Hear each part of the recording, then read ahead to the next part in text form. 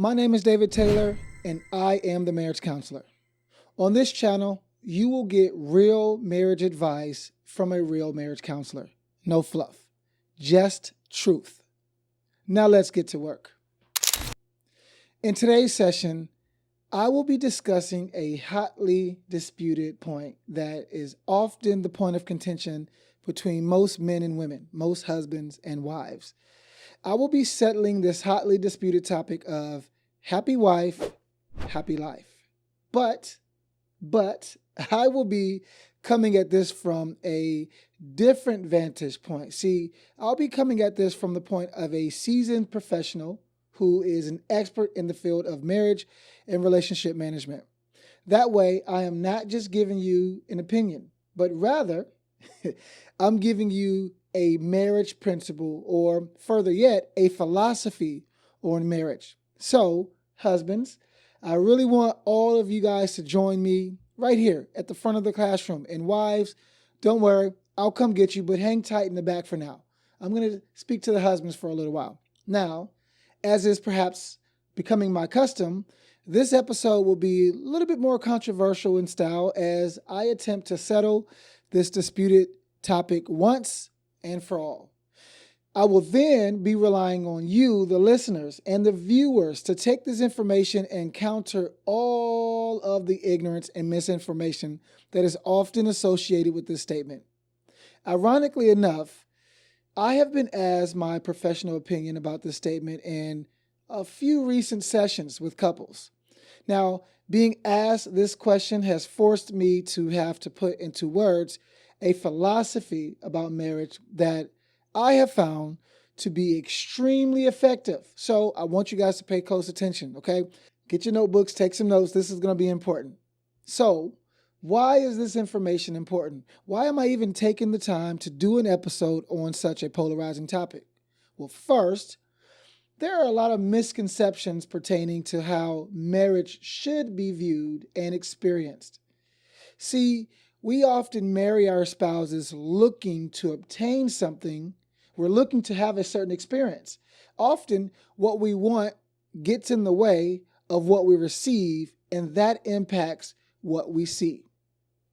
Also, if people truly understood what marriage was about, what the role of a husband and the role of a wife really was, perhaps, just perhaps, we would be at best able to do better, and at the very least, we would wait until we got married. Or at least we would wait until we were prepared and equipped to embark on such a long journey. So, let me share with you a bit of a side note before I move forward. See, first, you should be asking yourself difficult questions that challenge your beliefs, difficult questions that challenge your perceptions on particular topics. And I truly believe that taking this approach is the best way to grow past your current position. See, I see this all the time while I am homeschooling my 7-year-old daughter. Once she reaches a certain level of understanding, I hit her with something new, like a new question, a new challenge, something that will shape or expand and even stretch what she currently knows. So you have to be like this as a spouse in order to grow. And I talk about that in my book, 37 Laws to Mastering Marriage, but we'll get to that at a later time. Secondly, the more I teach and counsel on marriage, the more I am finding that you will need a philosophy on marriage just to survive the hardships that accompany marriage. Perhaps I will spend more time in a future session speaking more exclusively about this, but for the sake of this episode, you will hear me reference that a little bit more later. So, what does the statement, happy wife, happy life, even mean? Well, first off, this statement is often said in a very careless manner and is often then rejected by the men who hear this after already carrying a skewed perception of what it means to function as a husband. And by the way, I just want to say this real quick. I'm taking the time to say this because often this statement is misused and misinterpreted right out of the gate. But When it is stated, it is often meant to suggest that if the man only focused on securing his wife's happiness, then his life would be happy as well. See, the problem with this statement is, again, it is very careless. Now, pardon me for being technical and splitting hairs, but I want to go a little deeper with this because this statement is often shrouded in one main fallacy. It often assumes that everyone who hears this statement automatically knows what happiness means. So if I say this statement to you, I'm kind of banking on you knowing what I am inferring when I use the word happy. This statement then forces you to wrestle with your opinion of your personal role to determine happiness inside of your wife's life. And then, because we're using the same word twice, happy wife, happy life, no one is given or receiving any real clarity on whether the first happy and the second happy means the same thing. Again, I know we're splitting hairs, but walk with me for a second. So, yes, maybe you may feel that this isn't that deep, but I believe that language, especially the language we use with our spouses, shapes how we interact with our world and our relationships. And to a greater degree, this language shapes how we show up inside of our marriages. So let's tackle this together so that we can settle this debate once and for all. I want to handle this in 2 steps. This is where I will introduce to you one of my philosophies on marriage, so I don't want you to miss this out. I want you to take some notes, pay attention, follow with me. Wives, I know y'all in the back. Hang tight. I'm going to get with y'all in a second. So step 1, before you agree or disagree with this statement, you must first ask a better question. See, when someone says happy wife, happy life, you will first want to ask them, what in the heck do they mean about happy wife? What does that statement mean? And also, what do they mean about happy life? Most likely no one would have asked them this question because, again, this statement is often used in a flippant and careless manner. So get them to tell you what they mean by that statement, not just so that you can understand their stance, but so that you can move to the next step in this process. Now remember, there's 2 steps. So this next part is the fun part of the process, especially at least for me. Because when a husband says this statement and I get to share with them this next part, their energy shifts very quickly.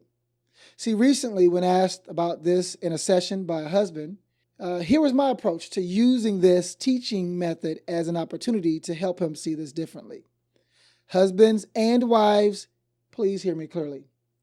See, the office of a husband is the most important, most sacred role that a man can ever have.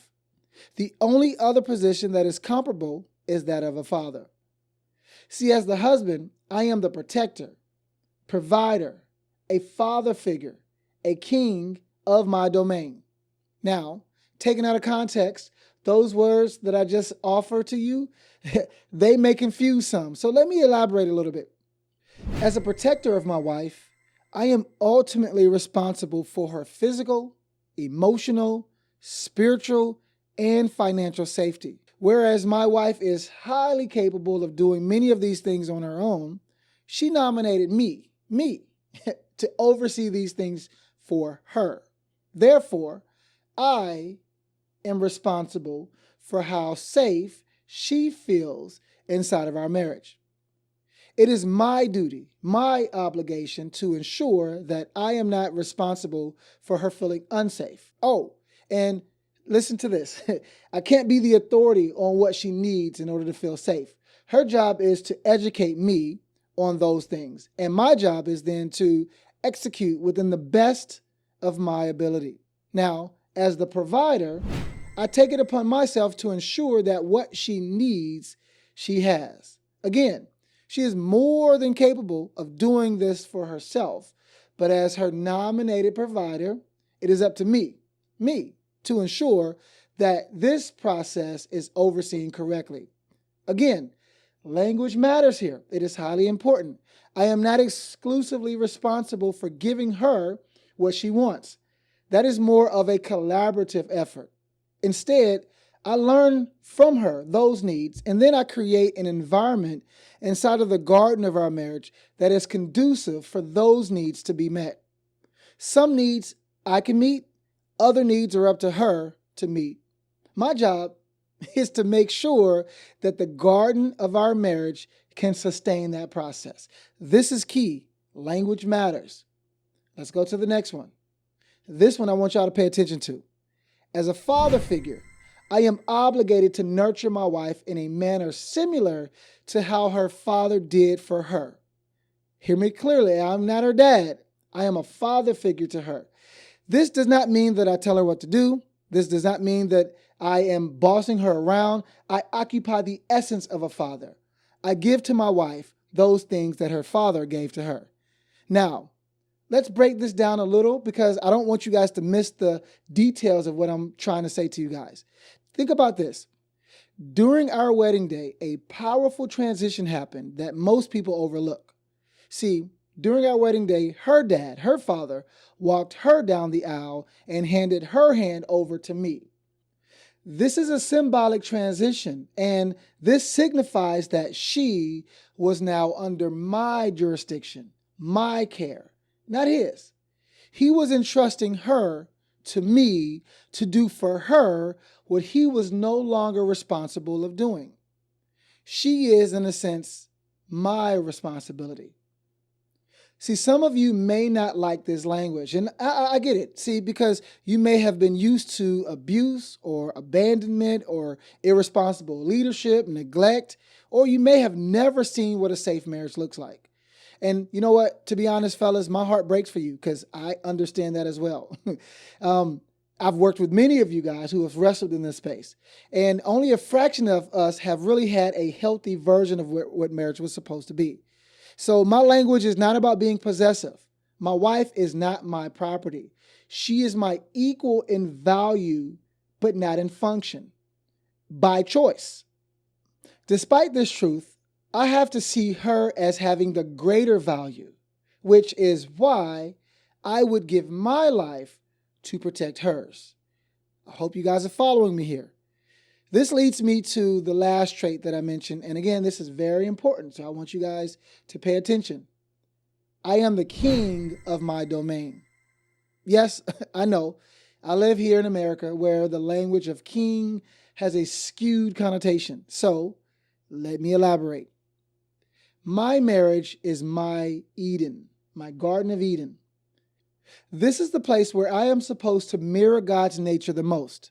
I am supposed to serve my wife, to uplift her well-being, and ensure that whatever she needs, she has according to my ability to provide that for her.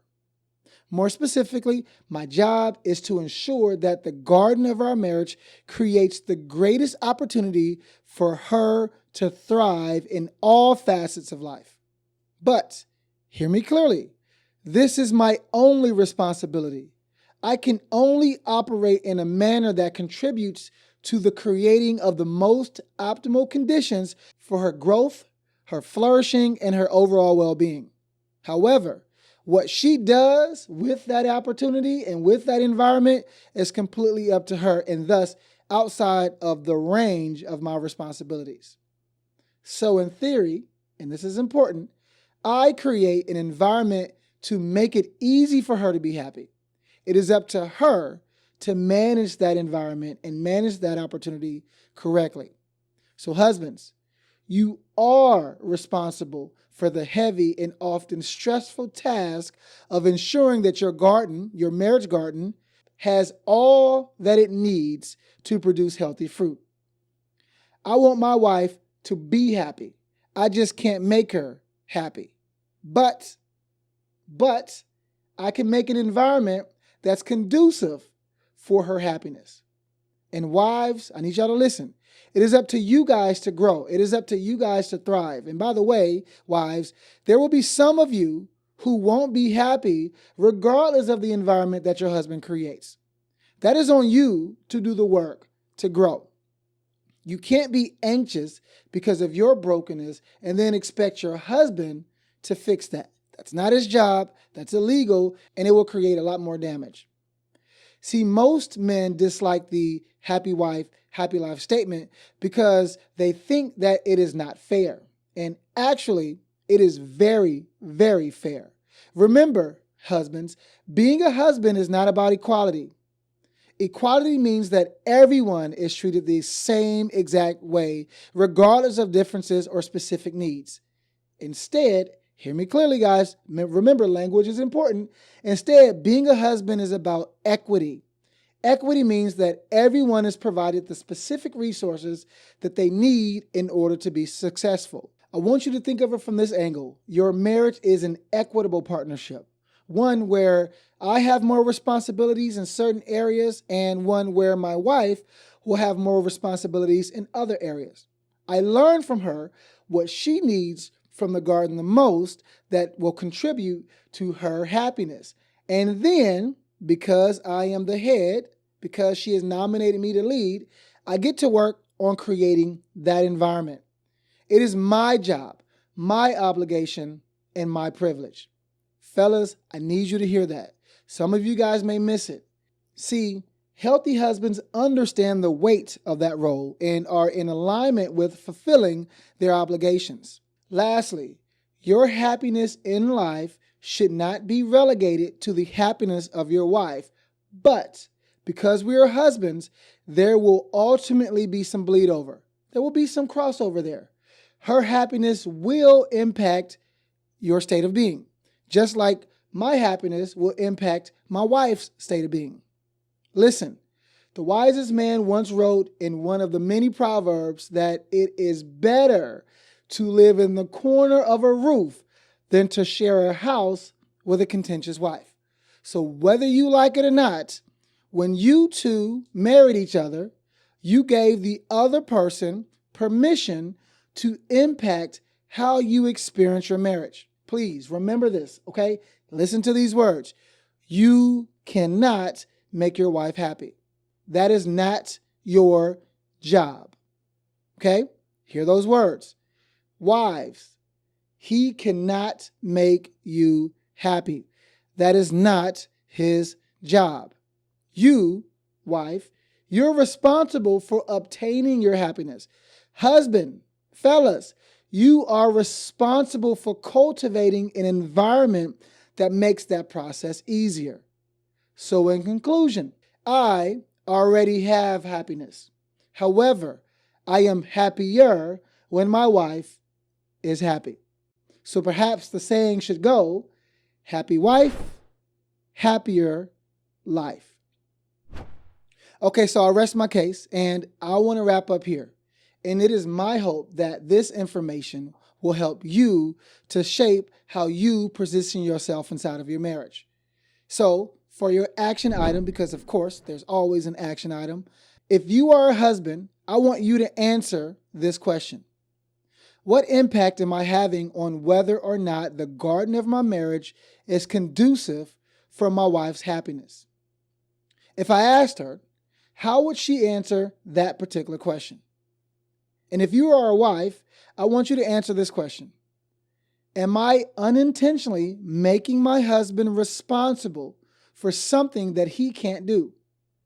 Have I made him responsible for my happiness? If I asked my husband this question, how would he answer? Okay, so I want to wrap up here. And remember, it is my desire that both you and your spouse use this information to take your marriage to the next level. But you get out of your marriage what you put in to your marriage, not what you want for your marriage. So get to work putting in the work. Lastly, if this information, if you found it useful, if you found it necessary to help you grow, all I ask is that you hit the like button, subscribe to this channel, and ring that notification so that when I post a new video, you won't miss anything that comes out next. All right, guys, I will see you in the next video. Take care.